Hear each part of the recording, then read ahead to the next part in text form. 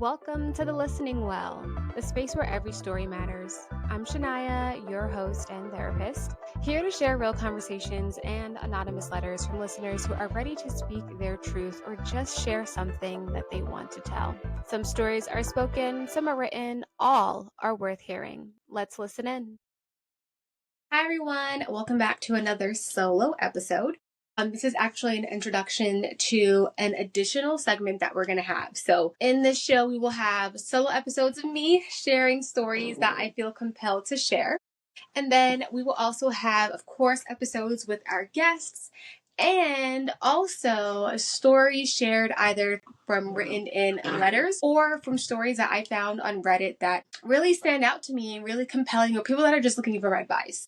So I just want to preface that I do ask if the people who have posted their story on Reddit, if they're okay with me sharing it on the pod. And then I also ask them, to tune in to hear what kind of advice I have to share for them or any kind of comments that are shared in this space and in this community. Because as we know, if you go to Spotify or YouTube, you will be able to have conversations in the comment section. And that's absolutely what we want. So I've got 3 stories today. They're a little long, please bear with me, but I think that they really stood out to me and I'll share why.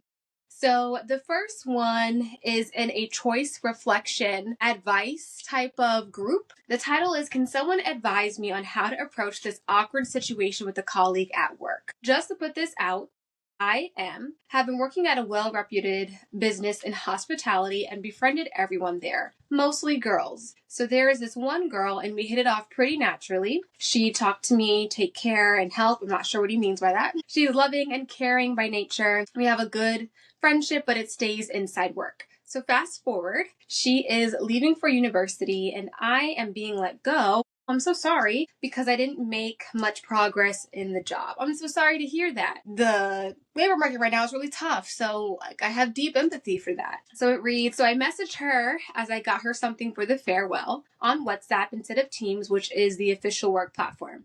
That makes sense since she's leaving the job, going elsewhere. You are exiting the job as well. Totally makes sense to, reach out in a form of communication that is not work related, because it would be inappropriate to still use work communication lines in that way when both of you are exiting the job. So that makes sense to me. So let's see.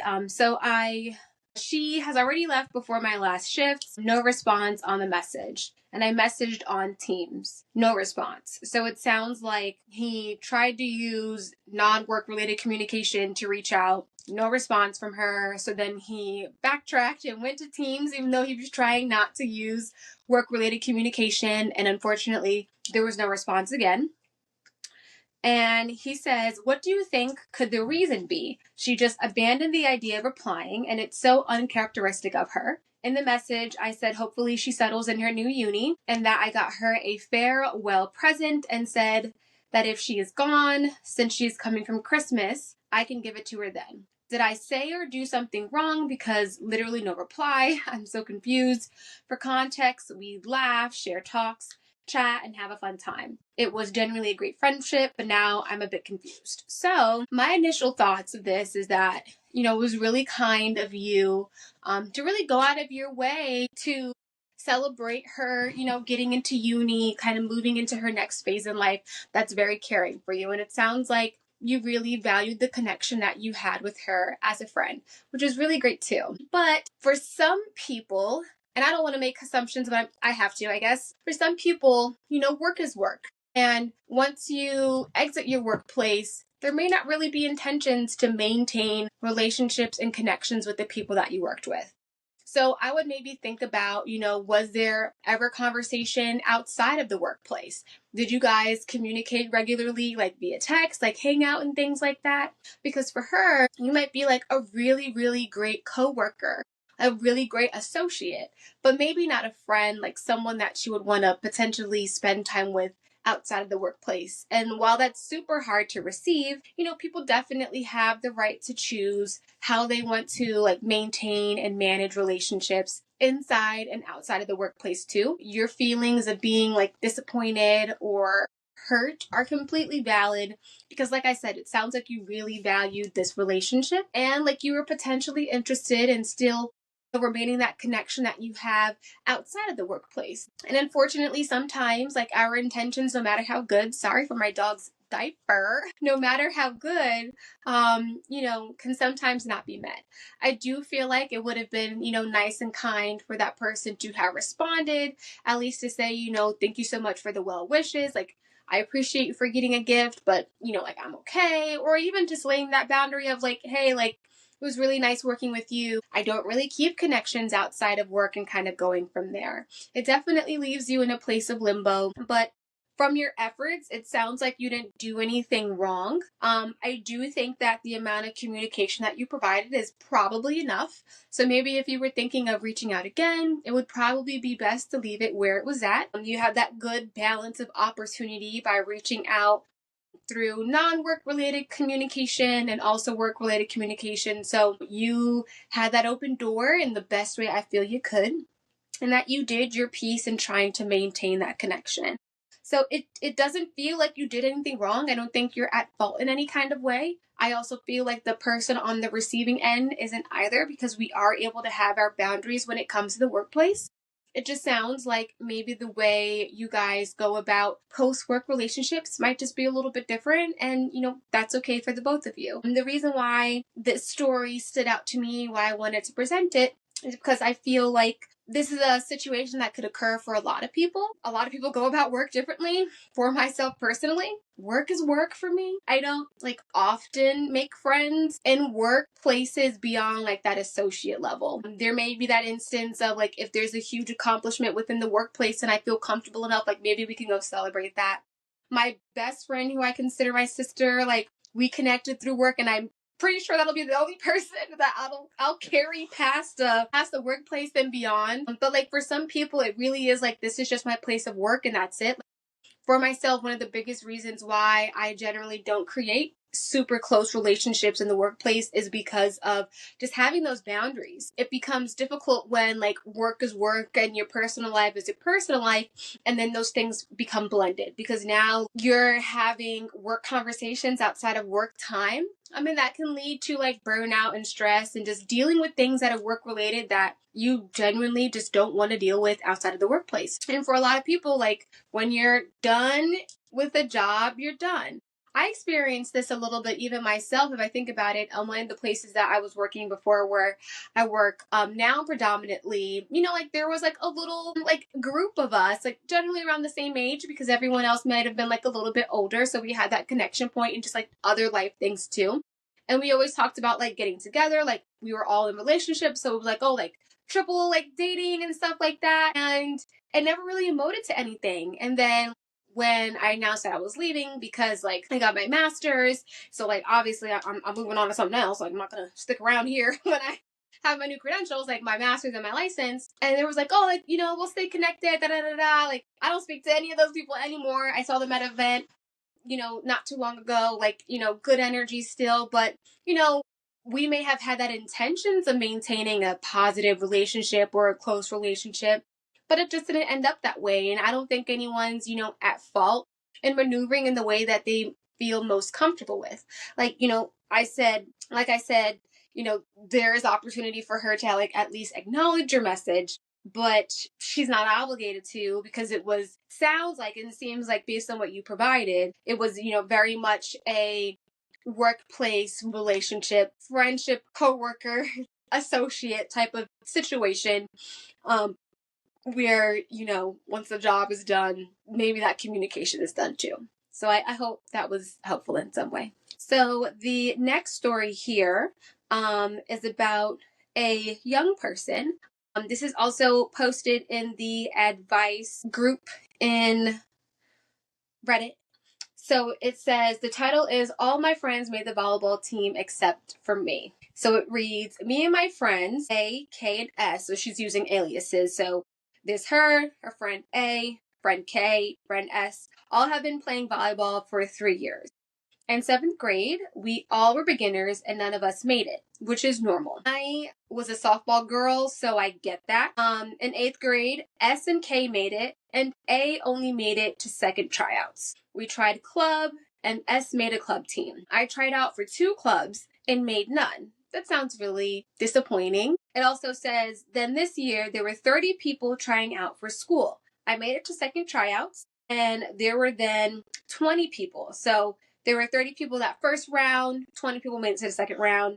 A, S, and K all made it onto the team, and I didn't. That does sound really disappointing and hard because it sounds like generally when you're a girl and you play sports and things, a lot of times your friend group is made up of who you play that sport with. So, not being able to be on that same team with them is kind of hard because that could potentially have an impact on your friendship. Because when you play like volleyball or like any sport, like for a school, specifically like your evenings and sometimes weekends becomes about sports. And it sounds like those three other girls, A, S, and K, have that opportunity to, like keep connected around that mutual interest of volleyball, but also just like being able to spend more time with each other in comparison to the writer here. So that's really tough. It says, this is the fifth team I have tried out for, and I didn't make it. I tried so hard. It was literally my dream to make a team. I'm so sorry. That is so disappointing. All I ever hear is there's always next year, and don't let this discourage you, but I never make it. It would also help if my best friend A didn't make it, or at least one of my friends. Now imagine how I'll feel when they are at tournaments and games and they're always talking about it. I wish I could just be on a team for once. My friends all do sports out of school as well, and I have never been on a team before. I wish I could be on one. I wish I was as athletic as my friends. I am so sorry to hear that this has been your experience. I truly hear your disappointment and just that feeling of being left out too. Because like I said earlier, not being able to have that experience with your friends is hard. And it also sounds like this is bringing up moments of comparison too. Like in where you're saying, I wish I could be as athletic as my friends. And I was reading like the comments, and there's an edit here where like some people have said or made her feel like, oh, maybe you're just not good at volleyball and maybe to try other sports. And I think maybe one way to view this is as it being maybe a constructive opportunity, right? So when it comes to sports, there are expectations that are in place. There are skills that you have to have, especially when it comes to school sports. I played for, softball. I definitely wasn't as good as the other girls because I didn't try that hard. But like these girls would practice in practice, practice outside of practice, practice before games. I was practicing into practice. That was it. I gave it my all. Softball caused me a lot of anxiety, but I showed up, did my best, definitely had some deep rooted insecurities around it because I wasn't as good as the other girls, but I also was not trying as hard as the other girls either. And not speaking on that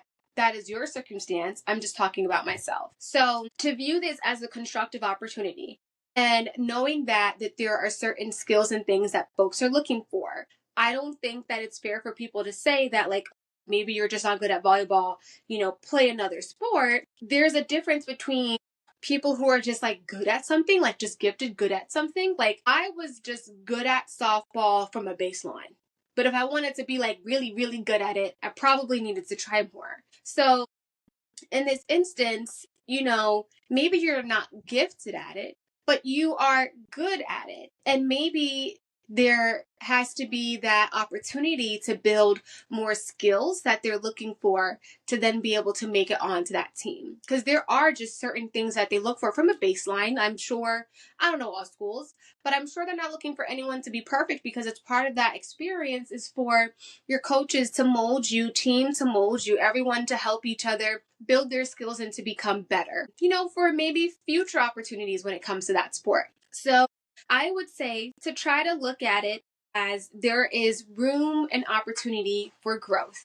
And maybe your way in connecting with your friends is by showing up to their games. You might not be able to play with them, and that is really tough. I honestly really, really empathize with that feeling of being left out, maybe even that imposter syndrome of not being good enough to be onto the team, no matter how hard it is that you're trying right now. But maybe talking to them, practicing with them too, because that could be that opportunity to learn whatever techniques that they're doing. Like maybe there's something that they're doing a little bit differently that those coaches are looking for on those teams, at the school, at the club, all the different opportunities you shared here. So I would really just try that way. And I think that gives you space to stay deeply connected with your friends and to show up for them, be there, cheer for them so that they can feel that camaraderie.